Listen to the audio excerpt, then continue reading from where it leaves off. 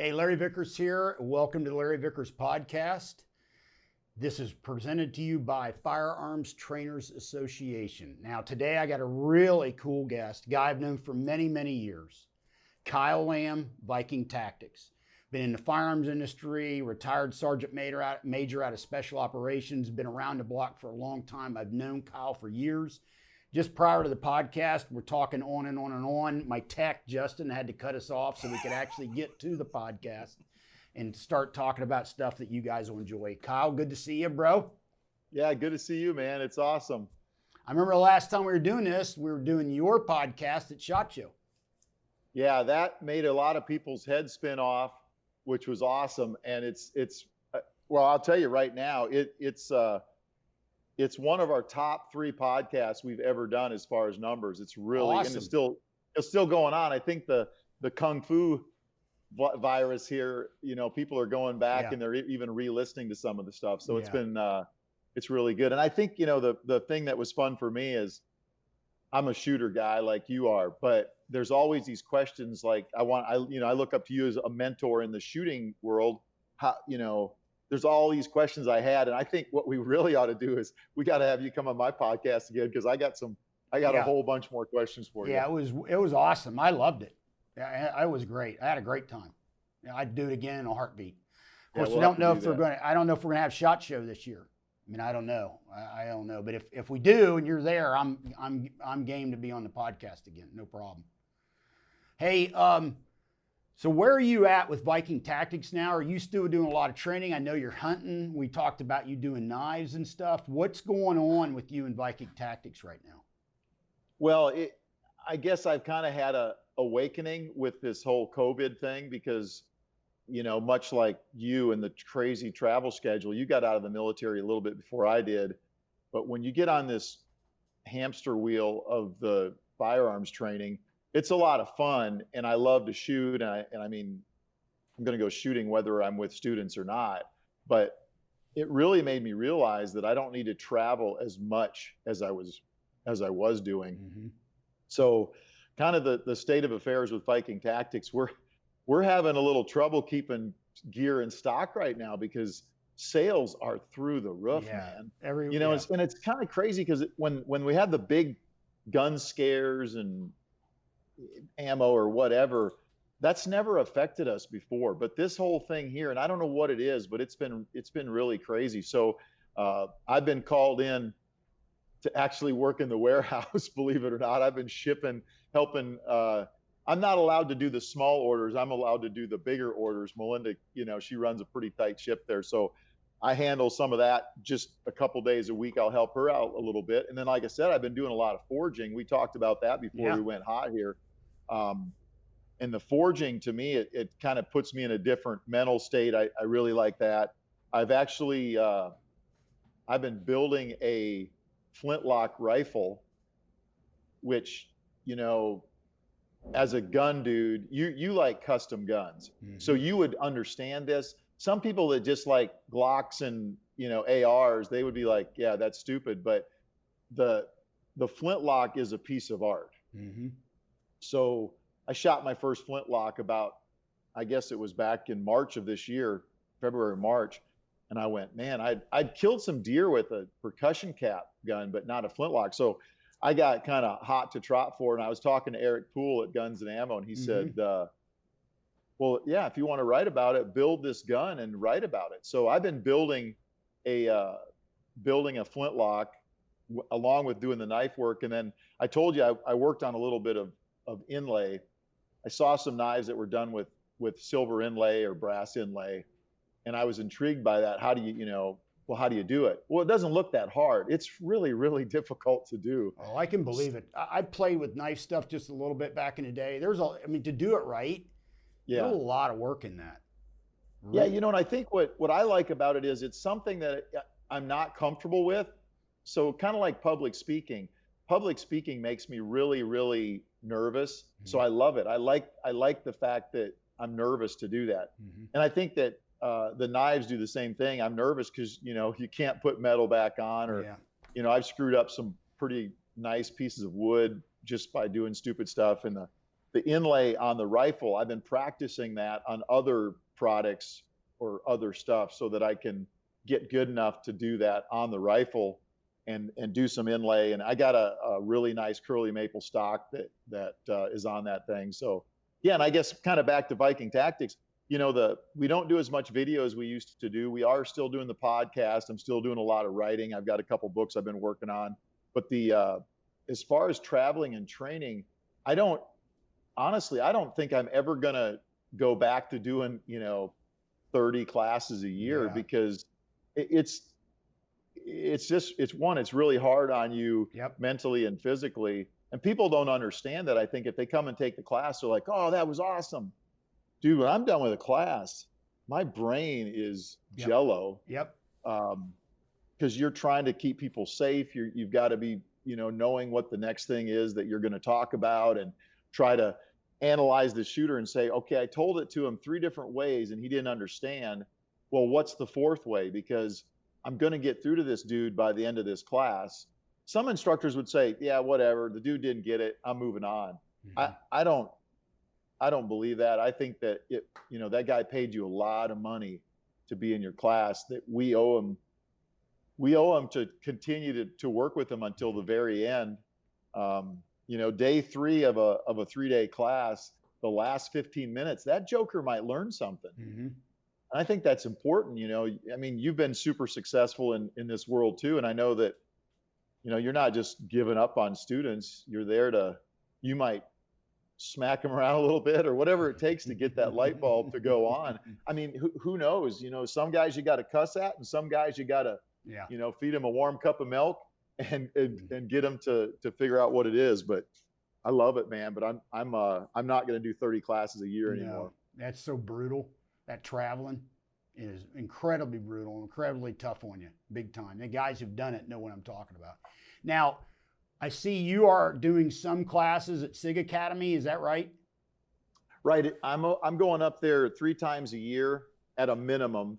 The deal I have with them, I'm going to do 3-day classes a year, or 9 days of training up there. And sometimes I do a little bit more than that, depending on what they need. But yeah, and you've been up there, man. Sig Academy that's a gem. I mean, it really is. And it's kind of funny that, you've been in this business, and you've been to some of the industry shooting academies, and I haven't been super impressed at most of them. I will tell you, Sig Academy, I'm very impressed with what they do. And, I agree. Kind of like going back with Smith & Wesson. Smith & Wesson had some unbelievable instructors at their academy too, but it wasn't as blown out as Sig Academy is. From the top to the bottom there, they've got really good instructors that are super knowledgeable, and they're shooters. They're not just some joker that works for the company. They're shooters. I agree 100%. Before I really knew kind of what was going on up there, I had some of those guys in classes, and they're dynamite shooters. And they're just, what I like about them is they open up their mind. They don't go, it's not like going to Gunsight, and nothing against Gunsight other than, you go to Gunsight and it's going to be the same thing, and the instructors are all going to say, no, it's this way, that is the only way. At Sig, it's not that way. They're trying to be the best shooters they possibly can and be the best instructors. And I think for all of us, it's a good lesson that, we've been shooting a long time, and I'm still learning. I still learn, and especially I think as we get older, we may have to change our technique slightly, because maybe your knees don't bend the way they used to, or your elbow doesn't work quite right, or your eyesight isn't as good.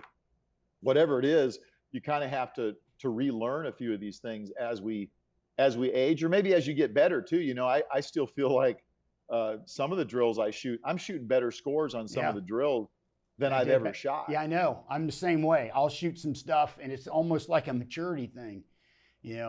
It's like now you have the maturity to really pay attention to the drill and apply the fundamentals. And I've got drills now that I shoot better than I did back in the day, which is bizarre, but I agree. Can't move the same. I don't have the same eyesight, but I have the ability to focus on the drill and get the job done. I'm the same. I have exactly the same thing. I asked Rob Latham that one time. I said, do you shoot better? And he goes, yeah, and some stuff I do. I actually shoot better now than in my heyday. I was just going to bring up his name, because some of the driving the gun stuff that he taught. I still push the gun super hard like he taught us to do. And I think that it's fun to see that the things that he kind of took for granted when he's teaching. And, Rob, he's one of the funnest dudes on the planet to shoot with, but you got to kind of drag the information out of him. And when he says it, everything that dude says is a gem. Mm-hmm. I mean, it's like, oh yeah, this is awesome. Well, the driving the gun thing, he looked at us like we had an appendage growing out of our forehead there. And like we were idiots. Well, we kind of were, because we just couldn't see what he was seeing. We couldn't feel what he was feeling. And now that, now I'm doing stuff and I'm like, come on, dudes, you got to see this. This is what I'm seeing. This is what I'm feeling. And they're like, they're not getting it. Well, they will eventually. If they keep doing it, I think they will get that. And, we do, I see guys in the shooting industry that speed up their videos to look cool. Yeah, I know. We actually slow our videos down, right, to show people what we're doing. I've seen you do it. The slow-mo stuff that you do is just wicked. I mean, to me, it's fun because you have the same mindset I've got. So when you do a video, I'm like, oh yeah, that I want to see. Oh yeah, well, he's going to do that because you're going to show exactly what I want to see. But shooting some of the driving the gun videos, guys are like, wow, you actually are stopping your gun on that target. Mm-hmm. And I think that's something that you can see it and I can see it, but the average person won't see it. Yeah. But then we slow it down, they can start to see what we're seeing. And I think that also explains to them that Rob Latham-ism of, this is what you'll see. And him and, Brian Enos too. That's another guy that some of these young shooters, they don't have a clue they don't even know who he is. Yeah. But that book he wrote, I think it was called Beyond Fundamentals. Yeah. That's still a great book. Yep. Deep. That book is 30 years old. Yep. So real deep. Good stuff, man. Big time. And the thing I've always liked with like Rob, a lot of times you can learn as much from Rob just watching him shoot as actually listening to him, because you'll see stuff he does and you'll get information out of that he may not be able to relay or doesn't necessarily come out in his presentation, but you can learn a lot just by watching him shoot. I mean, I tell people too, man, you need to take a class with him. I mean, you're talking about the greatest pistol shooter that's ever lived. That's a bucket list thing. You got to go take a class with Rob Latham, straight up. No doubt. Yeah, and I think, that there's so many people out there. Getting on in one of his classes is, I'm sure, difficult. We were lucky because we shot with him all the time, and that was, we didn't really know how lucky we were at the time. But really, any of those instructors, and even, there's some instructors out there that I disagree with some of the stuff they teach. And I still tell dudes, well, go take a class, because you might just learn something like, oh, I don't want to use that technique, or maybe something that guy or that gal says is going to sink in. Now, there are some instructors that are bozos I wouldn't recommend out there, but there's a lot of really, really talented people that are teaching shooting at different levels, and even some of, you think back to, our buddy Hackathorn there, Ken, I don't know, he's got to be like 140 years old now. You know what I mean? Yeah. But he's a guy you can learn from. He's another guy that you can just stand there and listen to. And I know you guys are bros, so you're gonna always, you get more from him than I do, because I don't see him as often as you do. But he's another guy who's been doing this a long time, and he's still a guy that, man, he should be I don't think he's teaching anymore, is he? Or, no, he's retired. He's done. Yep. Yeah, and that's too bad, because it's like, oh man. Now I am happy for him that, and I'll tell you this, as an instructor, you'll understand. Louis Arbuck was a friend of mine. Pat Rogers was a friend of mine. And Ken Hackathorn's a friend of mine. I don't want to be an instructor that ends up like Louis did. He had a tragic end, or Pat, who trained up to the very end. Mm-hmm. Ken, he's been the cat of nine lives or whatever. I just don't want to be, I want to keep training, but I don't want my life to be consumed with being on the road every day. And, and I think in America, from this day forward, travel is going to be slightly different anyway. Good point. I hadn't thought about that, but there's a lot of truth in that. I've been flying some during the, as you said, the Kung Flu, and it's not a treat at all. I mean, and I think it's going to be one of those deals. Anytime you can avoid it, you're going to do that. You're going to avoid it. So air travel, I don't know if air travel is ever really going to get back to the way it was. I did a class a couple weeks ago in Iowa, and I drove up there, and it was awesome. And I got a class coming up, not this weekend, but next weekend down in Florida, and I'm going to drive. And I'll tell you, there's two things about that. One is you can have all your crap with you. Yep. You know, like I can have the extra pair of boots or something. I mean, that sounds goofy, but I can have what I want to have, and nobody at TSA or Delta Airlines can tell me I can't bring that or whatever. And then the other thing is, man, having a little windshield time is not bad. I mean, America is a beautiful place to drive across, you know, and I grew up in South Dakota, so driving into Iowa, it's almost like being home. Yeah. You know, so it was man, it was good. I'm looking forward to driving down to Florida too. I'm going to try to stop and see a couple buddies on the way just to kind of break up the monotonous, but I'm excited to drive more. I'm going to still have to fly up to New Hampshire. Yeah, to Sig. Yeah. You know what's interesting for guys like you and other people that grew up in the western part of the U.S., and me and Hackathorn have talked about this, a lot of stuff's so spread out that you don't think anything about jumping in a car and driving 6 hours to get somewhere. It's like no big deal. Yeah. It's like if you're on the East Coast, it'd be like driving somewhere for an hour and a half. We're out there.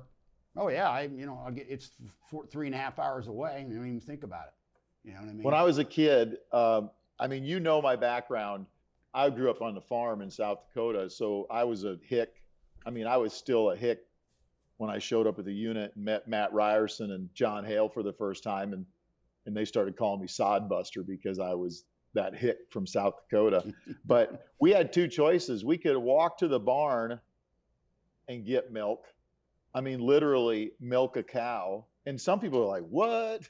But we did that. Or we could drive for 1 hour one way and pick up a gallon of milk and then drive another. I mean, people don't do that. So we would, we drank our own milk. We also bought milk when we went to town. You know, my mom would take a cooler and we'd shop and bring it all back. But we raised our own beef. My brother raised pigs. He's 20 years older than me. So he had pigs. We had, a huge garden. But yeah, driving an hour for milk. Well, 2 hours if you look at the round trip. Round trip. That was normal. I mean, that was just normal for us. So yeah, a 6 hour drive is nothing. And I just like having my stuff. I get in my truck and I've got all my own crap. I can bring extra ammo and whatever, and it's good. So yeah, this is going to change the way I do business for sure. Oh, without a doubt. Hey, let's hit on the hunting thing. I'm assuming when the hunting thing is something you did when you were younger. Yep. And now I see a lot of that now with you, with the articles and different stuff. You really kind of got pretty heavy duty into the hunting side of things, right? Yeah. And here's the funny thing about that. So I'm known as the tactical shooter dude. You and I both, people, they know us for that. I mean, so all of a sudden, you've always been into history, especially firearms history. And all of a sudden you do these books, the coffee table books, and people are like, whoa, well, I heard that. I'm like, well, that just makes sense for Larry to do that.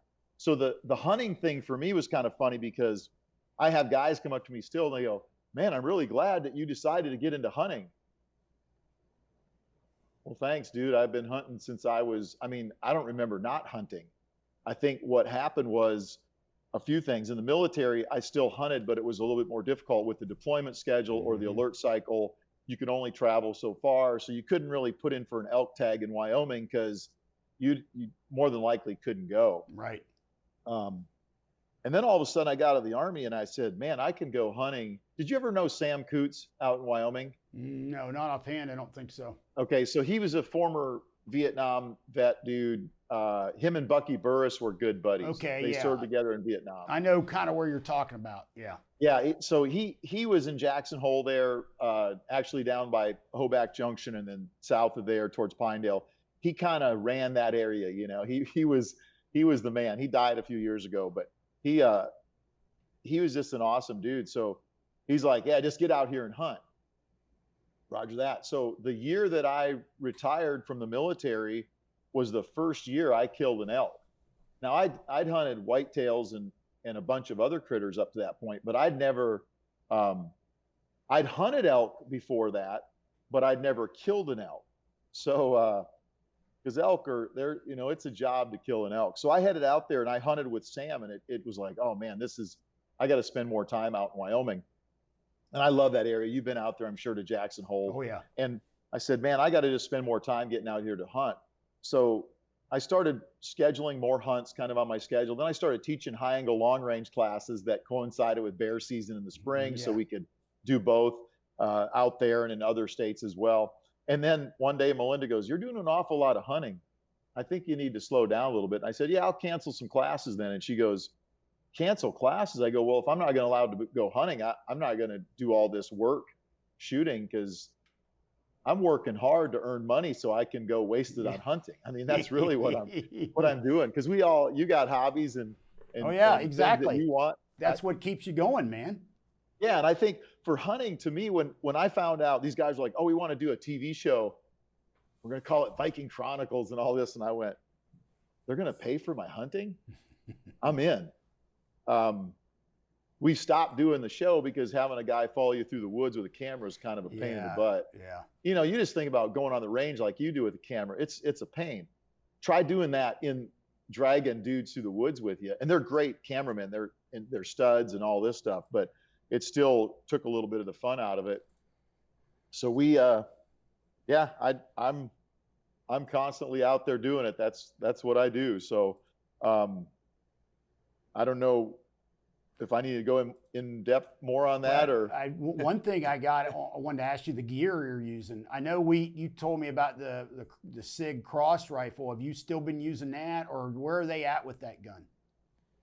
Well, there's a little problem with the Cross Rifle.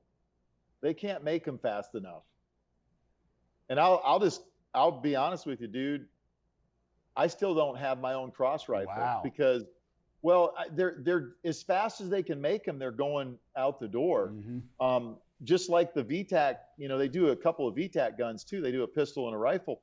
They're unobtainium. You can't get them because as soon as they're made, they're gone. Or some of the contracts that they're doing take priority. Sure. You know, if they got a contract for the military, they're not going to make cross rifles if they can make guns for the Army, you know? Yep. I love the gun, but I don't own my own cross rifle yet. That doesn't mean I haven't shot one. Yeah, because you told me you shot it before and had some time behind it.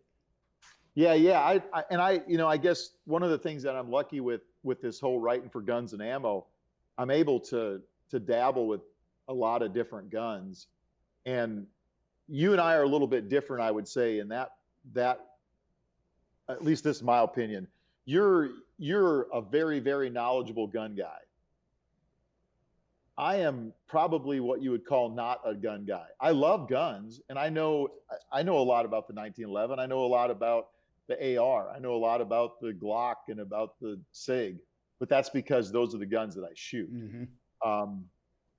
I do know a little bit about some of the guns that I have in my gun safe, as far as history or I can disassemble everything and put it back together, but I'm just not really the gun. I mean, I don't own an SKS, which I don't think that defines you as a gun person anyway. But I did buy a couple AKs. You'd be proud of me. I bought a couple AKs to celebrate Obama getting reelected there. I thought they were going to be collector's items, so I went and bought a couple of those. But last year I hunted with the rifle a lot from Gunworks. So Gunworks out in Cody, Wyoming. Mm-hmm. I've spent a bit of time out there because I went out there to hang out with Kanye a little bit, of course. I'm joking there, by the way. But I did meet him the last time I was in Cody with my wife. Yeah, Melinda and I went into the steak joint, and there's Kanye West sitting at a table, and I'm like, there's a black dude in Cody, Wyoming. There's a 50% chance it's Kanye West, So I was like, hey, man, can I get a picture with you? and he's super friendly guy, very, very nice dude, sitting there he had a whole bunch of people with him, and just, it was really cool because he's a very low key cat. So I took a picture with him, and he talked with Melinda for a while, and it was just kind of funny to run into a dude cool. like that there. So then everybody thought that I'm buddies with Kanye West. I don't know Kanye West. I got a picture taken with him. So when I was out there, I was shooting some of the Wyoming Arms guns. They make some ARs and 6.5 Creedmoor and 6mm Creedmoor. And I'd killed a couple elk with one of their guns, a couple cow elk. I wanted to shoot an elk with a 6mm Creedmoor, which is like a souped up 243, really. And a lot of elk have been killed with a 243. So some guys would say it's not enough of a cartridge. I would probably say if it's your first elk hunt, I wouldn't take a 6mm Creedmoor, but if you're a pretty decent marksman and you're not going to shoot long distances, then maybe you can get away with that. Well, while I was out there, I went to John Burns, one of the owners of Wyoming Arms, is a good friend of mine. So known him for a while. Well, he introduced me one of the guys introduced me to the dude that owns Gunworks, Aaron Davidson. And have you ever met him? As a gun, WORX? WERK, I think. Oh, okay. All right. It's something like that. Yeah. They didn't, I mean, they're from Wyoming. You can't expect them to spell things correctly. You know what I'm saying? That happens. That's awesome. No, so I go to meet Aaron, and I'll tell you, man, when I'd seen some of his videos and I thought, I don't know if I like this guy. And then I met him in person. Holy cow, this joker is amazing. He eats, breathes, and sleeps and probably craps long range hunting, long range shooting. And the thing that's cool about it, and it's like my buddy John Burns out there, he's the same way, but his is in the AR side. So he's a big loophole optics guy, and then these big frame ARs.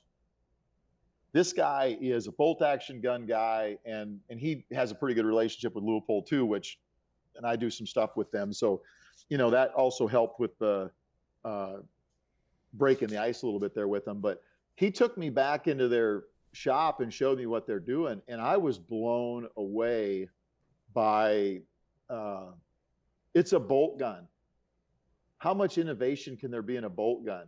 Well, let me tell you, man, I was impressed, and especially, and that you've been to these manufacturers, and when you walk through their shop, you're either impressed or you're like depressed that people would even buy their guns. This place was impressive. Everything they do is it's just very interesting to see what they do. It's like you've walked through the Sig factory.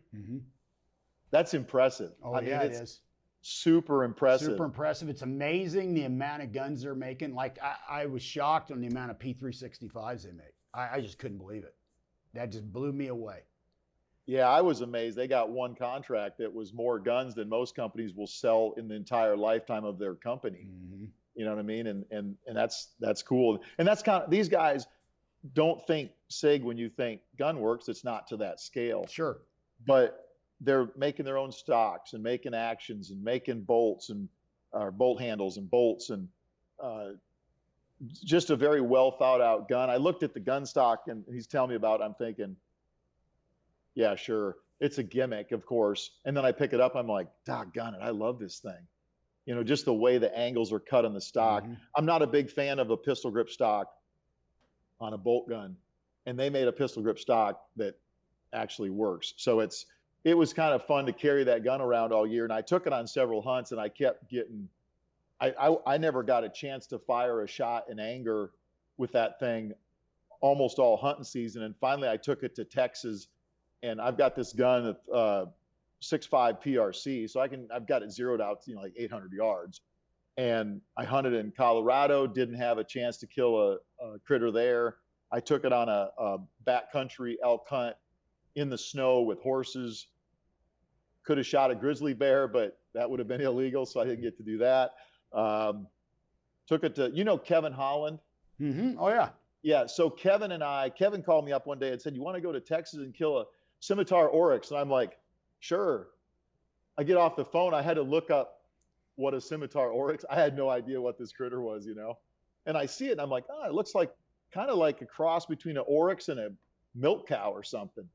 And so I take this long range gun out there and I finally kill a critter with it at, I don't know, 50 yards or something. I've got a long range gun and that's what I end up doing. But yeah, this year I've got a couple of really cool hunts planned. One is, Bruce Pettit from Leupold. He's the boss over there. I don't know if I know him. He's the CEO of Leupold. So he invited me to go hunt with him. And of course, the answer to that is I'm going. So we're going to go hunt mule deer in Utah. That'll be fun. Nephi Cole from NSSF invited me to go out and, hunt cow elk in Wyoming, which is fun because cow elk they actually taste a lot better than bulls. And then Kevin and I are headed to Montana here, actually in about 25 days. We're going to be in Montana hunting archery elk. And Kevin is just, well, he's a legend, really. But he's also a guy that's been hunting his whole life. And it was fun. We hung out, of course, in Sea Squadron, but then being able to go hunting with him has been fun too, because he's a good dude. Now he's hooked up with Kryptek. He is, yeah. Yep, he does some stuff with Kryptek, and I know the guys at Kryptek because Josh Cleghorn, he used to fly birds for 160th, and then Butch, the other owner, he's a TAC pilot guy as well. And I guess they got tired of the kill and it made them cold inside, so they got out and started a clothing company. They make some cool stuff though. I mean, it's definitely cool. But yeah, Kevin's doing some work with them, and yeah, he's a good cat. Yeah, he is. He's an outstanding cat. Hey, before we wrap up here, we got to know about the foundation we were talking about before we went live on the podcast, so we can educate people on what that's all about. What do you got going on with your foundation? So Melinda, who Melinda went in for back surgery, and they had her prepped for surgery, and they walked in and they said, hey, by the way, your insurance has been declined. So my wife is ready to go in for surgery. She literally can't stand up. She's in the most pain she's ever been in. And I'm like, "Oh, what you got?" So I run down to the truck, I get a checkbook, I come back and I write a check for her surgery. And that's not cheap. No. So 1 hour after my wife came out of surgery, she was pain-free and she's walking. And I'm like, okay, that's awesome. Thank the good Lord for that. Well, she had taken oxycodone or whatever for 1 week for that back pain. And it probably took her 2 months to shake the webs out of her head from taking that stuff. And when she finally shook the webs out, she told me, she goes, we're going to start a foundation to help people. And I was like, I'm not interested, because I'm not going to put words in your mouth, but I'll just say how I feel about some of the veterans organizations. I am fed up with some of the touchy-feely,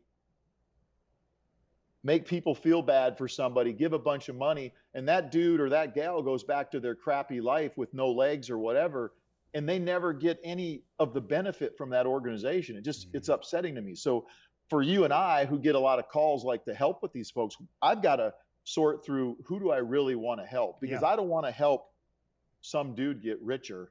I want to help some dude that has trouble, and whatever that might be. And of course, Tom Spooner's a friend of ours too. So, sending dudes to Warrior's Heart to help them do all that, that's another thing that we try to help out with. So she tells me, what I want to do is, she goes, I want to start an organization that helps people when they come up short. So for example, you go in and you don't have the money to pay your deductible on your insurance, then we can come in and pay the deductible. You're a single mom with 2 jobs and you get behind and you need rent for a month. We can do that. My SF buddy who's got TBI, and the Army says we can't pay for the supplements that you need to get your brain to work correctly again. The approval process is Melinda and I looking at each other and going, Roger that. And we send a check, and our foundation is slightly different than some because we require a couple things. One is you don't have to be a veteran or law enforcement. You can just be a human being. Mm-hmm. And then second of all, you have to have a job. If you're out there trying to milk the system, don't come to us. But if you're a hardworking man or woman in America and you need help, then that's exactly what that's for. And that's how the knife thing, you mentioned that too, you know, before I didn't plan on making tomahawks and knives to sell them, and we're still not selling them, but we've had people donate and, you know, hey, I want that knife. Okay, make a donation and I'll accidentally hand this to you. You know what I mean? And that's been good too, because now I feel like it's good for me mentally to make these knives and tomahawks, because it puts me in a little different world that I'm not super comfortable with, and allows me to think about something other than whatever, not think about shooting and writing and what, you know, the business or whatever. And now that money can go to the Stay in the Fight Foundation as well. So yeah, it's been good, man. Our goal is to spend the money as quick as we get it in. But I'll tell you right now, we're doing really well on both sides of that. We're continuously helping people, and we've got some really good folks that are donating, and I'll tell you one thing that I think is kind of cool. I've had dudes reach out to me from the unit, and one guy in particular, he's one of the guys that worked in the arms room, and my son-in-law had made this custom guitar that had VTAC and everything on it. And he does that for a living, just beautiful stuff. And it was a unit dude that bought that guitar for the Stay in the Fight Foundation. And that, to me, that was a special thing, because I'm going to tell you, that dude didn't need that guitar. Right. So he's a hardworking cat. So he's taken his money and putting it towards that. That means a lot to me, because when you're asking people to give like that, it's, you know, there's some people that give just to get a tax write-off, and that's, you know, God bless them, good for them. But some people give because they want to help. And I'm sure the people that are doing the tax write-off, they want to do the same thing. But and we can do that. It's 501c3, so we can also help out there. But yeah, it's kind of funny how our lives evolve, huh? Big time. Now, before we move on, people want to find out about the Stay in the Fight Foundation. Is there a standalone website, or do they come to Viking Tactics, or how do they find out? You should go to Vickers Tactical, yeah, and then there should be a link to Stay in the Fight Foundation. Well, and now what you bring it up, because this has happened a few times. Guys will reach out to me for your targets. Yep. And they assume I make them, and then I copy you. And I know I don't make them, but I'll send you over to my buddy Kyle Lamb, and he'll take care of you. So yeah. Dude, I got to tell you a story. I didn't tell you the story about the dude at the NRA thing, did I? I don't think so. Okay, so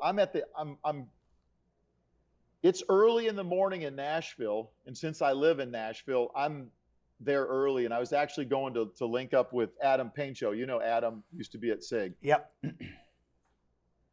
Well, my wife calls me and she goes, "Hey, I got an early flight home. I'm coming into Nashville at, you know, like 7:30 or something." I said, "Well, great. Let's meet this morning. I'm already here, so let's just meet." So I'm standing outside the convention center there, waiting on Melinda to pull up, and I've got my phone up, and I'm telling her where I'm at so I can vector her in downtown so that she can find me. And I hear, "Mr. Vickers, Mr. Vickers," and I'm like, somebody's looking for Larry. Okay, whatever.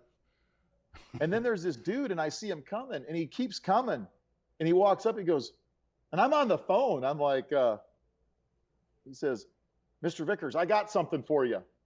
And I was like, "Melinda, there's a guy standing here who thinks that I'm Larry."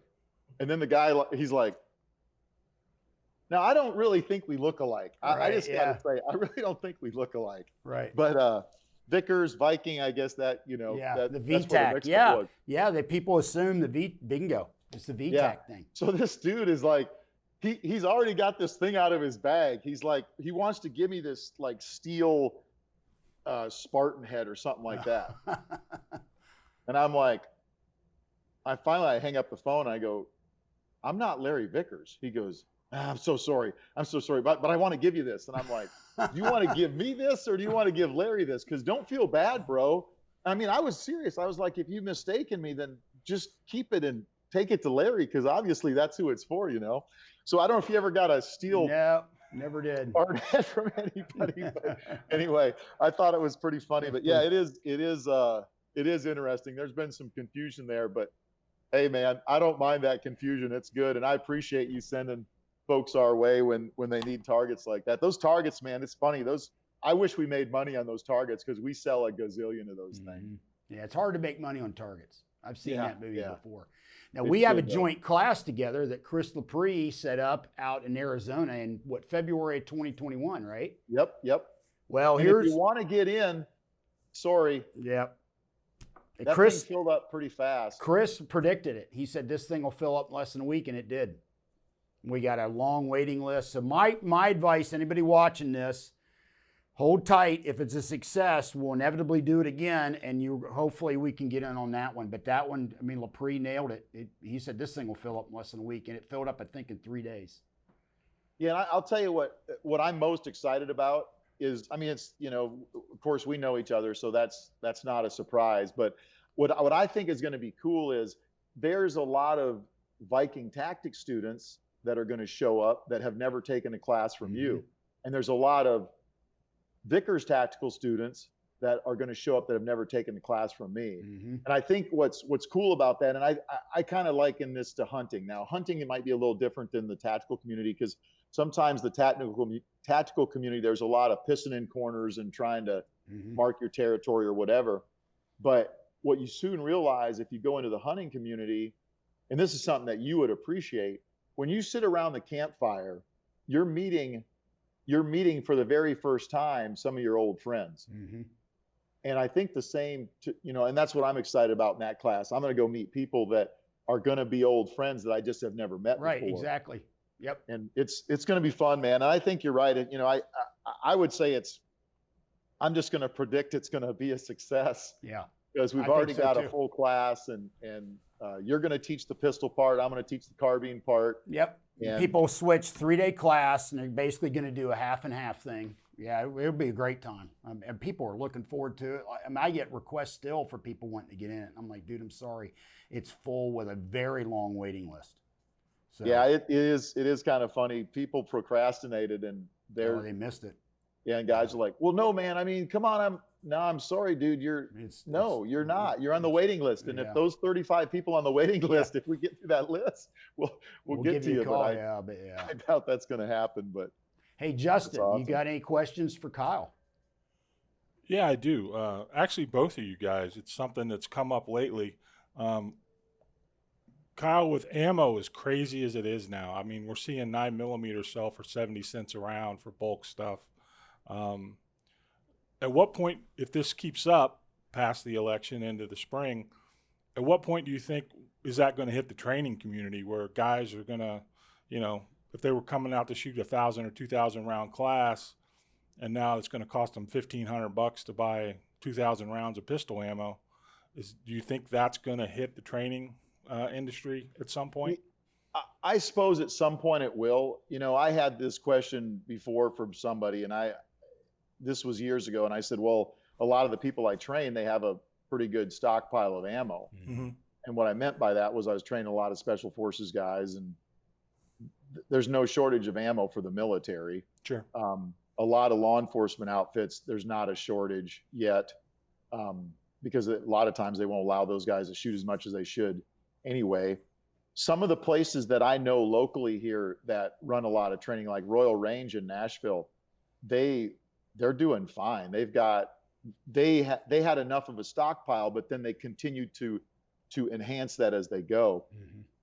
One thing I am going to bring up, I don't know if you guys know Pat Mundy from Nosler, but used to work for Leupold, now he works for Nosler, and they wanted me to write a little thing for the reloading manual, and they told me they wanted me to write about 9mm, and that's one of the things I actually brought up in that little thing I wrote up for the reloading manual, was that up until this point, reloading 9mm didn't make a lot of sense. Yep. But right now, it's starting to make some sense. I mean, because first of all, 9mm is, of all the cartridges that I've loaded, and I used to load a lot of stuff on my single stage as a kid, And then when I got in the Army, I had a progressive, a Dillon. 9mm is way easier to load than any other cartridge I've ever loaded. The brass is everywhere, so you could easily reload 9mm. So I don't know if that answers your question, but yeah. I tell you what I tell people is you got to get out and get the training. And what I tell people, look, if you show up to the class and ammo's tight, whatever the drill we're doing, just cut the ammo in half. So if it's a 10-shot drill, shoot 5 shots. If it's a 4-shot drill, shoot 2 shots. You got to get the training. You got to go through the repetitions. Don't say, well, I don't have 800 or 1,000 rounds for the 2-day class. Bring what you got. If you got 500 rounds, we'll make that work. Another thing I tell people not to do, don't show up with 22 long rifle, because the 22 long rifle is cool, but they're basically plinking. I mean, they're for plinking. They're not serious range tools to learn how to shoot with. Inevitably, at some point, the gun's not going to work. The conversion unit's not going to work. And you're going to get so frustrated, you're going to be worried about whether the gun's going to go bang or if I'm going to get through this magazine without a malfunction, and you're not going to be thinking about learning. So that's what I tell people. But I'm with Kyle. For the classes that we run and the clientele we run, I don't know that the ammo's really, I mean, eventually maybe it might, but certainly right now and in the foreseeable future, I don't see the ammo being the major deterrent for people not coming. You know what I mean? It's going to be like travel costs, or I can't get time off work. But they're going to pretty much say, okay, I need X amount of ammo. Let me go ahead and set that off to the side. I haven't really seen that yet. I don't know that we will see that in the immediate future. But of course, things could change if this Kung Flu continues on. I had one last question, and it was, Kyle, how did you get into the forging and the bladesmithing and all of that? Have you dabbled with that for a long time, or?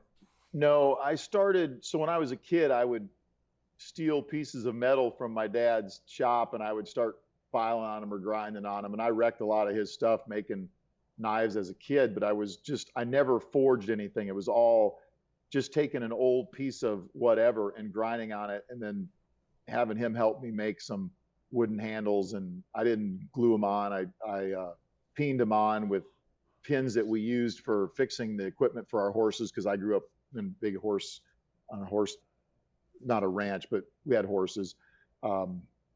It's one of those things. Every time I saw somebody doing it, or I seen a knife, and I was like, man, this tomahawk or this knife, this thing is forged. That's awesome. And then I just had an opportunity. My buddy, John LaBella, who I met teaching a class in Pennsylvania, he goes, yeah, I hang out with these guys, and I'd come and I help them make nails.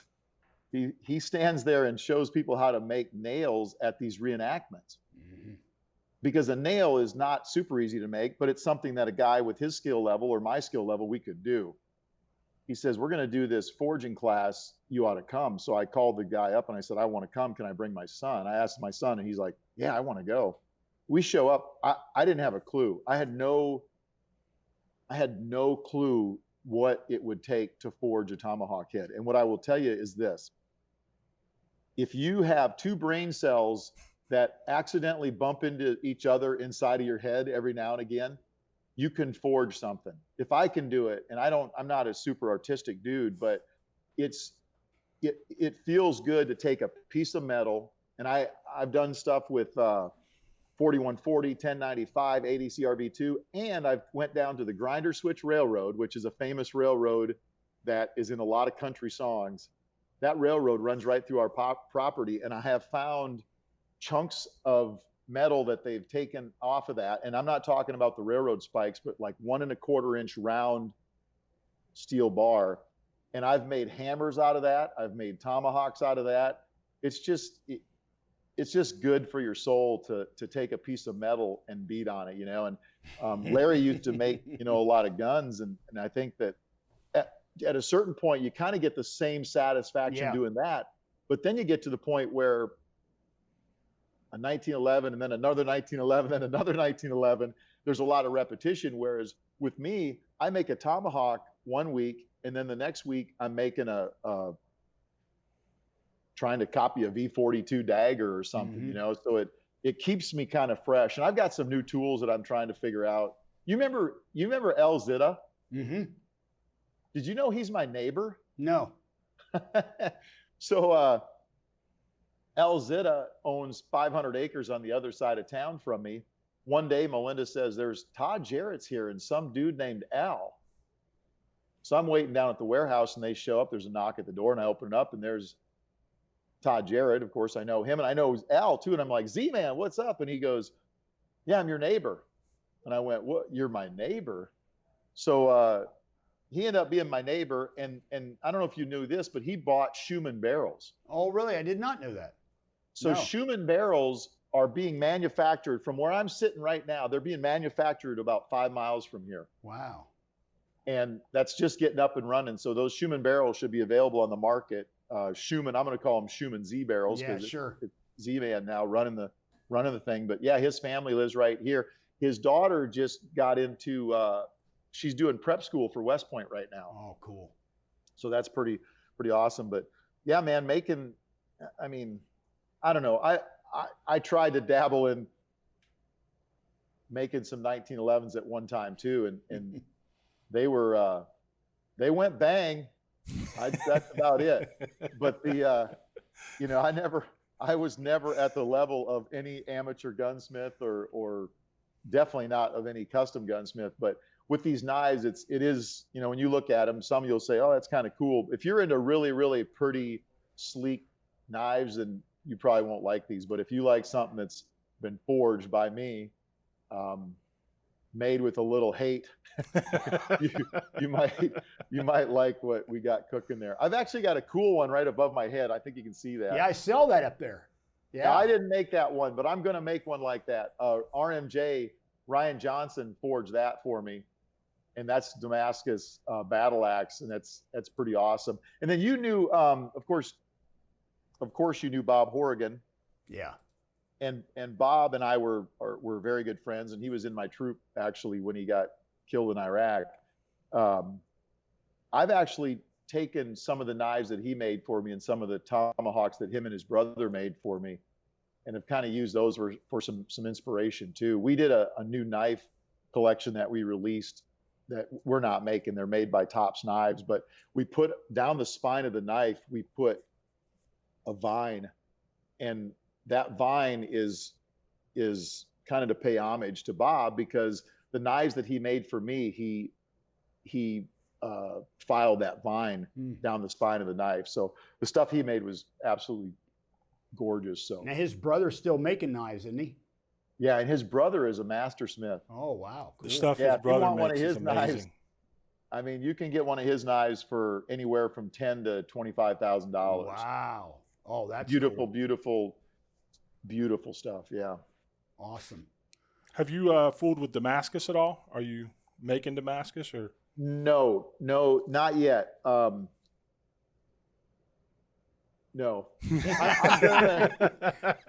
I'm gonna make some Damascus at some point in time, but right now, forge welding, I haven't even forge welded anything. And I say that the guys that are listening that know what I'm talking about, there's an art to making Damascus, and I'm a dude that hasn't even forge welded yet. So I'm gonna wait to do Damascus until I've got a piece of grinder switch metal that I had Lucas help me split the face of it. I'm going to make a tomahawk where I put a piece of high carbon steel into that. That'll be the first thing I forge weld. I'm actually working on it. I just haven't had time to do it. I've got the borax there to which is soap is what it is. I've got everything to do it. I just haven't made it happen yet. That's cool. That's all I got. Excellent, bro. Excellent podcast. Tons of info. Outstanding. I didn't know anything about the foundation. Great info. Had a great time. What I think is funny, Larry, is we do these podcasts, and one of the things that people, we talked about guns when you were on my podcast a little bit about shooting and all that. But we haven't talked about too much of that on this podcast. Right, it's exactly. Really funny that, yeah, it's been hunting, it's been knives. Yeah, a little bit of gun stuff, but not much. I think it's really interesting for people to kind of see that, there's other things that we do. And I'm not saying that I don't love to shoot, because I absolutely love it, as you do. And I think one thing people don't understand is that love of shooting, because if you didn't love shooting, you couldn't do what you do. Mm-hmm. Yeah, If that's you right. didn't love guns, you couldn't do what you do. I think in this phase of my life, I still love guns and I still love shooting, but I'm really having a lot of fun hanging out with Melinda. I've got 2 grandkids now too. Yeah, I know. You told me. Yeah, so my grandkids spent the first 7 weeks of the COVID thing at our place, which my daughter came. She kind of came and went too. She works for the government. But man, there's a lot of other things to life than standing on the range doing up drills. And I mean, there just is. So, you know, for all you guys that are out there and you're taking yourself pretty serious about this shooting, hey, God bless you, man. Keep doing it. Keep training for the fight. But don't take yourself quite so serious and enjoy life. There's other things to do. Stop and smell the roses. Yep. Yeah, there's so many great things that folks can do. Well, thanks a million, bro. Hopefully get to see you at SHOT Show. Hopefully we can link up at SHOT Show and do a podcast. I hope SHOT Show gets canceled and I'll just come to your house and we'll do one there. How about that? Cool. All right, bro. Man. Have a good one. Take care. All right. All right. Bye. See you later. Yep. Hey, I hope you guys enjoyed it. Kyle Lamb, Viking Tactics. If you want to know anything about what he's got going on, go to VikingTactics.com. As you can tell from the podcast, the guy's got a lot of irons in the fire. Stay safe. We'll see you back here next time. LAV out.